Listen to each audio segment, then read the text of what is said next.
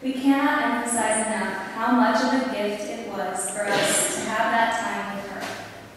On top of the fun we had singing that opening song from her kindergarten class, with her as we accompanied her from place to place, as caregivers we were blessed to have numerous joyful experiences with our wonderful Bibi. Initially, she was one of our caregivers. We spent many days and nights with her when we were children. She and Betty, or Bibi, brought us to hockey games, took us ice skating and swimming, cooked us yummy burgers and waffle ice cream sandwiches, soothed us when we woke up crying in the night at their sleepovers, and let us wash their dishes in the sink because they didn't have a dishwasher. We were always excited to see if we had grown when they would mark our height on the red hole happy poster. They taught us to do a border puzzle first, taught us many card games and board games. Scrabble was a favorite. But instead of competing, the point was only to work together to make words on the board. They instilled in us such values of sharing and working as a family. They were the perfect role models for living out the values of family-centered yet independent life. They showed us the importance of geography, traveling, of dancing, singing, and pure fun. We were set free to play as we liked in the basement, which contained books, arena hockey seats, and puzzles galore. I can still remember drawing my first circle ever in that basement as we cousins played school together. Mimi and Bibi proudly displayed her first circle ever in that basement as we cousins grew older. These are some great examples of amazing experiences, times, and sustenance she and Bibi gave us as our caregivers. Now for the other part of the word caregivers, care part. Oh boy, did they care. It's impossible to think of a sports practice or game of ours which Mimi and Bibi did not attend. It was always Mimi, Bibi, Tita, and Papa, the elders, our support team. My goodness, were they cute. There could be no way to measure the impact that their presence had in our lives growing up. No missed goal or scraped knee made a difference as long as we had such a strong group of caring family behind us, who loved us no matter what. And this kind of support didn't end as we grew and the soccer games and swimming classes were over.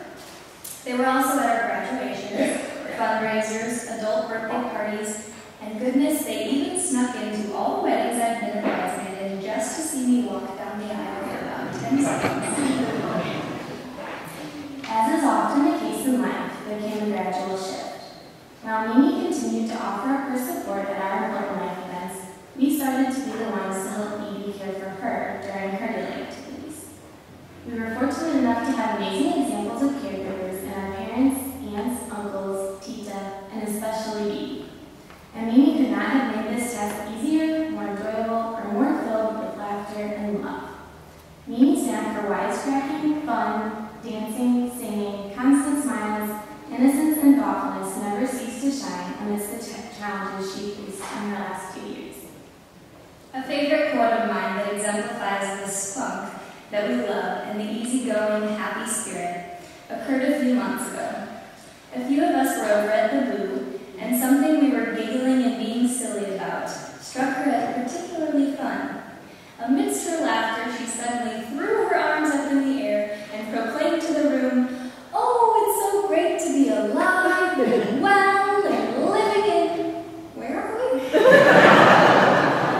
Always smiling, always fun, dancing, singing, and always thoughtful. Through everything, she never lost her genuine consideration and concern for the people she loved. Every evening on our walks down to see the finches in the library at the Boo, she continually asked me about my job and my life, and always asked, "And you're happy there, right? It makes you happy." When she had to spend some time in the rehab center, her biggest concern was that Bibi would be okay with going back to their place. After asking many times to make sure Bibi would be okay, she did all she could think of to care for her sister. As Bibi was leaving, Mimi called after her, and looking down at her beloved stuffed animal friend Rainbow, clearly not wanting to part with him, she selflessly held him out to her and said, "Well, do you want to take him with you?" We feel so blessed to have been able to witness such actions such as these by such a caring, compassionate, silly, adorable, and enjoyable person. We know she is very missed, but we will carry her joyful spirit and all she taught us along with us in our travels through life. Well, there's no way this will be as cute. But due to the help of Julia, Meredith, and Betty, and quite a few other people, as you would expect, Norma was quite active right up to the end of her life. The week before she passed away, she was at the St. Louis Soccer Hall of Fame banquet. Had a fantastic time. Sat with the Duns and with Yvonne. And it was a neat evening. We have an unbelievable photo of my daughter Meredith with Frank Borghi, Norma, and the three of them together. So it was an unbelievable evening. 4 days before Norma passed away, she was down at St. Louis University at the soccer field. Part of an event that set a new world's record for simultaneous soccer dribbling, and Norma even had a few touches of the ball that afternoon. So, what a blessing to be so active and have such support right up to the end of her life. And we were happy to be with her as long as we could. I've written some remarks. It'll touch on a few of the things that both Julie and Meredith talked about, but we'll go on. We're all here to celebrate not just a full life, but the boisterous and lovingly abundant life of Norma Rose Keough. Travel, sports, singing, musicals, books, friends, nieces and nephews, great nieces, great nephews, and desserts and ice cream. That's the Keough sweet tooth. She had that very bad case of it. For me, I'll start with the spring of 1967. I had just turned 10 years old about 3 months before. The St. Louis Blues were in their first season, and they were the rage in the first season of the Blues, especially among my peer group, fourth graders. I fortunately could be a big shot. I could play the big shot. I had aunts, Norma and Betty, who had taken me to years of the minor league St. Louis Braves games at the old barn on Oakland Avenue. I even went on a Braves road trip with Norma to Omaha on the Booster Club bus. Now that was exciting, let me tell you. But there at the arena, later the Checker Dome, with the chicken wire, which was before plexiglass, and racing through the nearly empty, grimy stands before the Soundless had updated the arena, I could take home as many as 3 or 4 pucks a night that had gone out of play. So at the age of 10, I was a hockey expert with all my buddies. On top of that, I could skate. Nobody else could. None of my friends could skate. But Norma and Betty would come by for me and my sisters on Saturday mornings, pick us up in that sky blue and white 57 Chevrolet with the tail fins, and take us to the Steinberg rink. Afterwards, it was the Parkmore or O'Connell's Pub on Gaslight Square to see the characters. And boy, there's some characters at O'Connell's. So I figured I had it made. I'm a 10-year-old. Who else had aunts who had blue season tickets, were avid skiers, and expert speed skaters? And aunts who took you to see the characters at O'Connell's and to all the Blues games. The speed skates that Norma and Betty wore, weren't those cool, the extra long blades? Norma and Betty were still so graceful on those speed skates well into their 70s at Steinberg Rink. I played ice hockey in those speed skates the first couple of years on the lakes before I got hockey skates. Luckily, I didn't kill anyone with those long blades. Before my first ski trip with Norma and Betty, my dad said to me, "Be a good listener and behave well on this trip, and there will probably be a lot more." Truer words were never said. And it paid off not only for me, but for Colleen and Peggy too. A World's Fair, more ski trips, summer trips to the Rocky Mountains, the Canadian Rockies, Niagara Falls, New England, New York, Toronto, Montreal, Quebec, Denmark, Holland, Brazil. Hey, you got to go to Brazil.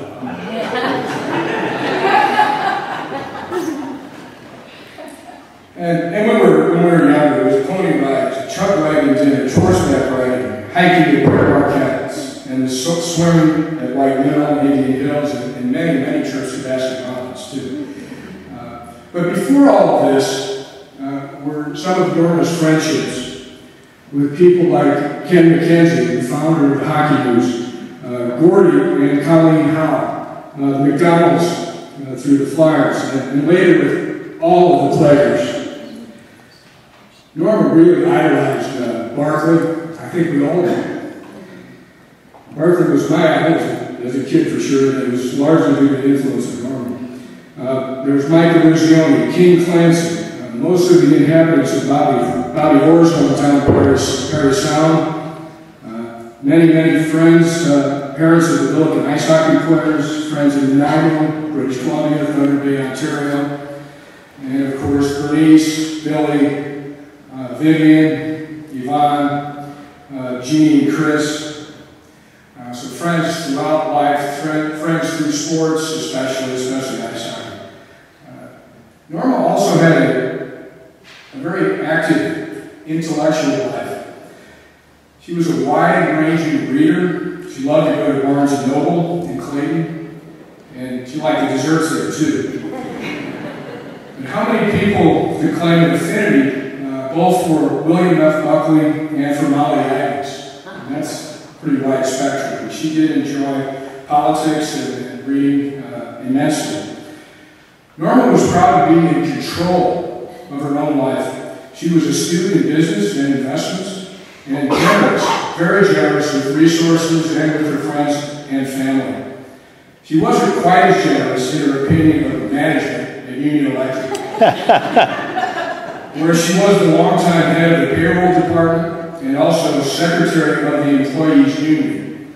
I think she figured that she was sharper than any of the guys on the other side of the negotiating table, and I would have to figure that she was mostly right.